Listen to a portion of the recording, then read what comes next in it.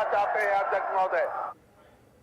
और इस वक्त रुक करेंगे इस वक्त की बड़ी खबर का, जो लगातार हम आपको बता रहे थे ब्रिटेन के प्रधानमंत्री के बारे में कि आखिरकार कौन बनेगा। तो वो काउंटडाउन भी अब खत्म हो चुका है जो चल रहा था। लिज ट्रस ने हरा दिया ऋषि सुनक को, और जैसा कि कहा भी जा रहा था कि अब ज्यादा आगे बढ़त बनाती हुई लिज ट्रस आगे बढ़ चुकी थी ऋषि सुनक से। तो अब लिज ट्रस प्रधानमंत्री होंगी ब्रिटेन की। क्या कुछ उनके बारे में जानकारियां ये भी आपको बताएंगे, लेकिन इतना बता दें आपको कि लिज ट्रस फिलहाल ब्रिटेन की नई पीएम बन चुकी हैं। बहुत बड़ा एक तरीके से सपोर्ट इनको ब्रिटेन की जनता का भी रहा, और साथ ही साथ ये कि जो बोरिस जॉनसन थे उनका भी कहीं ना कहीं उनको सपोर्ट रहा। इसलिए लिज ट्रस ब्रिटेन की नई प्रधानमंत्री अब होंगी।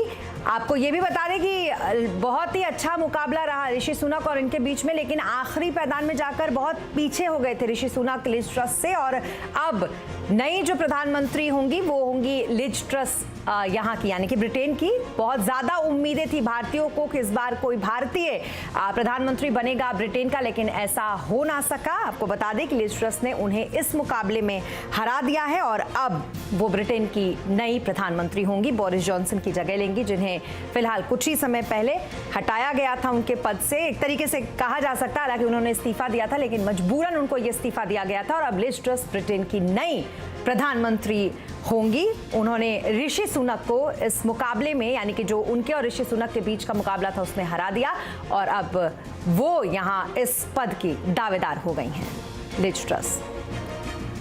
आपको लिज ट्रस के बारे में थोड़ा सा बता दें तो आपको बताया कि दरअसल 47 साल की उम्र की हैं ये, और ऑक्सफोर्ड में इनका जन्म हुआ था।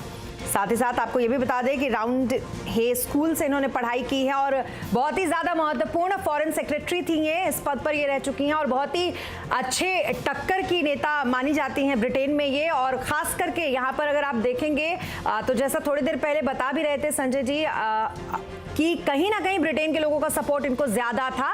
ऋषि सुनक पर कहीं ना कहीं बाहरी होने का एक था तमगा, और उसकी वजह से वो इसमें पिछड़े।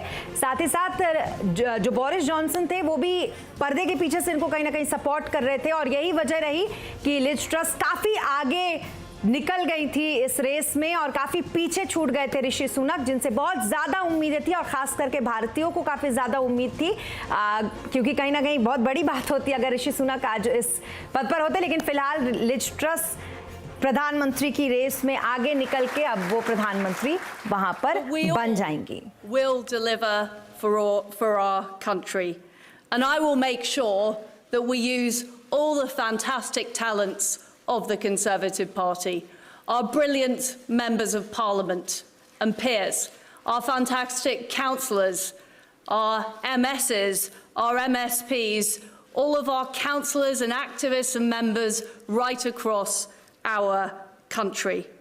Because, my friends, I know that we will deliver, we will deliver, and we will deliver. And